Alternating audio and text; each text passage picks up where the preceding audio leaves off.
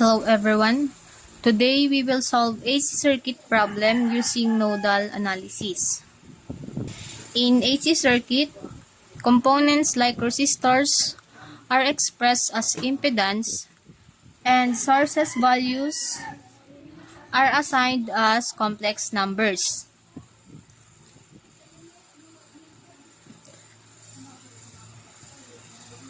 So nodal analysis is a method used to solve circuits by focusing on node voltages. In our circuit, we are tasked to find the value of I across here and the voltage across the 6 angle of 38 degrees impedance .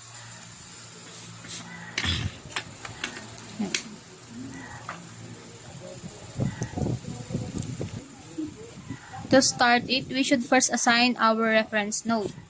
So this is now our reference node, where the voltage across here is equal to 0. We simply say that the voltage across this node is equal to the voltage source. So, yung node na to is equal daw sa voltage source. So, this will be now 210 angle of 30 degrees. Assigning now our node. So, this will be our node 1 and node 2. Assigning also our voltages. So, this node will be V1 and this second node will be V2. Assuming our direction of currents, this current will be A, this current will be B, and this is C.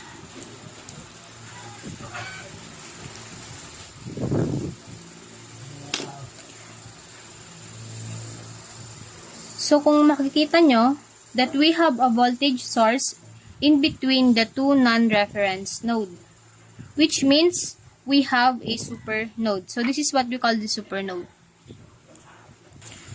So, starting our solution,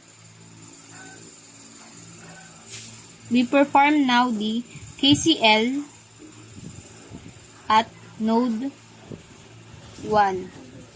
At super node.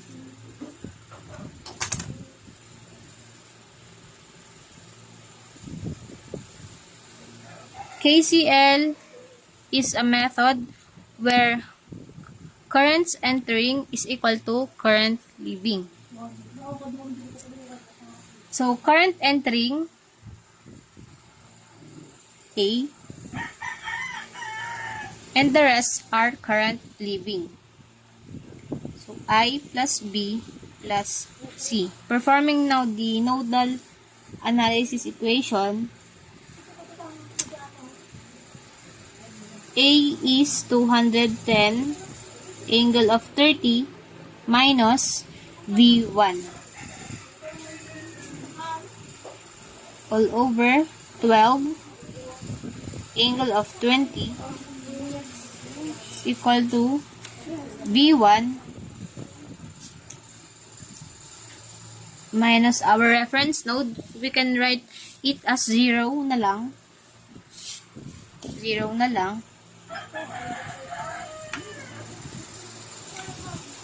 Over 5 angle 45 plus V2 minus 0 6 angle of 38 plus yung currency natin from V2 lang din. So, V2 minus 0 is equal to 7 angle 22 degrees. Simplifying now our equation. So, 210 angle 30 degrees divided by 12 angle 20 is 17.5 angle 10 minus negative 1 divided by 12 angle 20 degrees is 0.833 angle negative 20 V1 is equal to ito 1 divided by 5 angle 45 0.2 angle negative 45 V1 plus ito naman 0.167 angle negative 38 V2 and plus 0.143 angle negative 22 V2. Combining now all like terms. So, itong negative 0.833 angle negative 20 V1 is transpose na lang natin siya sa kabila.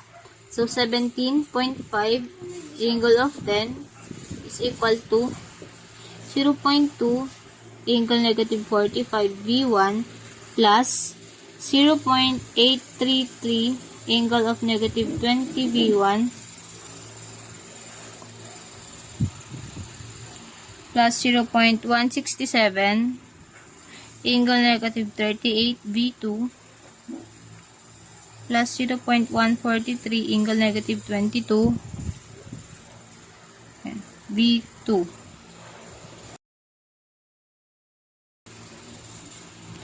So, pag-addin natin yung dalawang V1 and dalawang V2. So, 0.2 angle negative 45 plus 0.833 angle of negative 20 is equal to 1.018 angle negative 24.764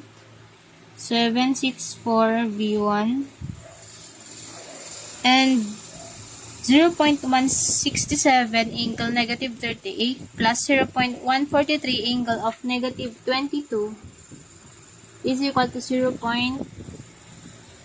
Plus 0.307 angle of negative 30.623 V2 is equal to 17.5 angle of 10. So, this will be our equation 1.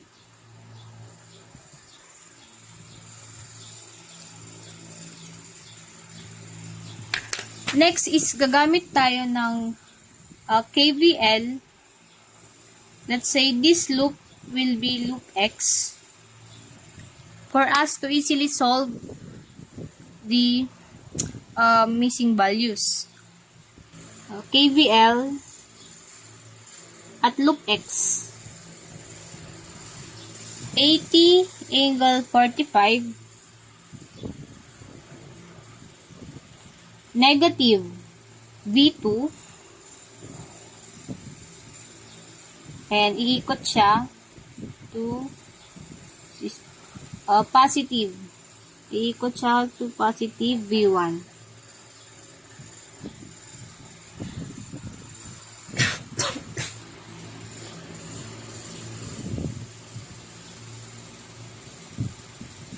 So, transpose natin na lang si V2. So, 80 angle 45 plus V1 is equal to V2. So, V2 now is equal to 80 angle 45 plus V1. This will be our equation 2.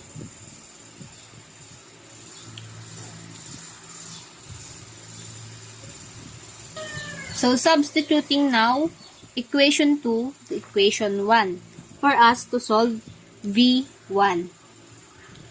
So, equation 2 to equation 1.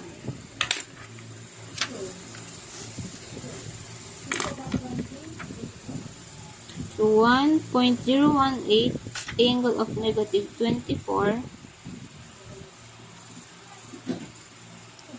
0.764 V1 plus 0.307 angle negative 30.623. V2 now is 80 angle of 45 plus V1 is equal to the constant 17.5 angle 10. Simplifying now, i-multiply muna natin tong 0.307 negative 30.623 dito sa 80 angle 45 and V1.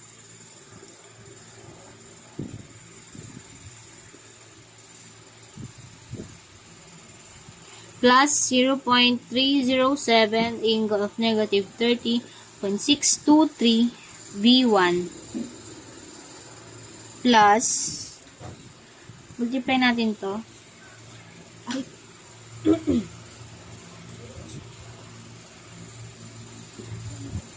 This will be 24.56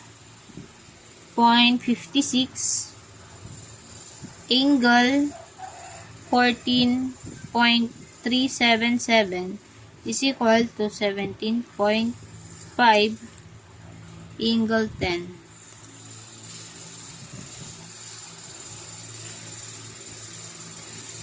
So, pag-adin natin tong V1 and i-transpose natin tong constant sa kabila. So, adding now the 2 V1, this will be 1.324 angle of negative 26.121 V1 is equal to 17.5 angle 10 minus 24.56 angle 14.377 is equal to 7.235 angle negative 154.986. Dividing both sides by 1.324 angle negative 26.121 to get V1 now.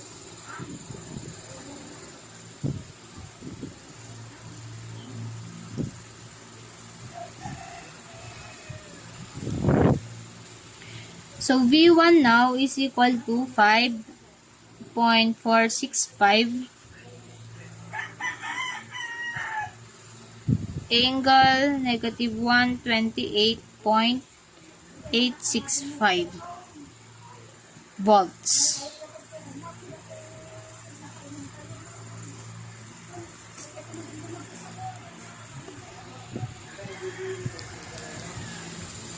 Solving now for V2. So from equation 2, we can solve V2.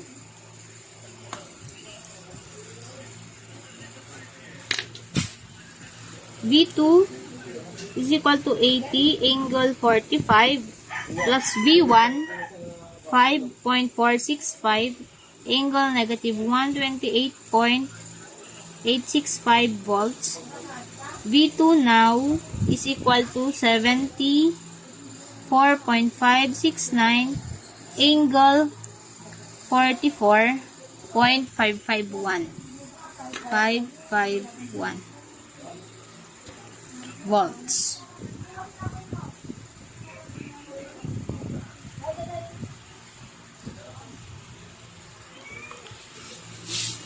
Solving now for I.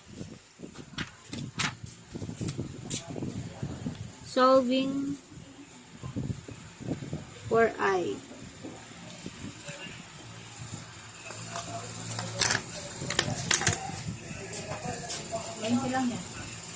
So we will get the equation in solving I from here. Since given na yung V1, we can now solve for the value of I. So I is equal to V1 is 5.465 angle of negative 128.865 minus 0, pero hindi na natin siya ilalagay. direct na lang natin na all over or divided by 5 angle of 45 degrees.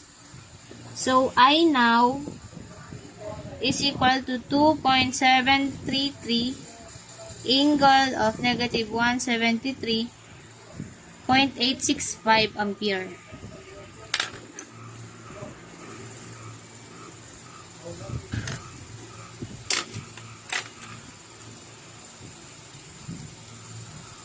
And solving for B. Kung mapapansin nyo, the V across here is also equal to the V2. Meaning, our answer is V is equal to V2 equal to 74.569 angle 44.551 volts.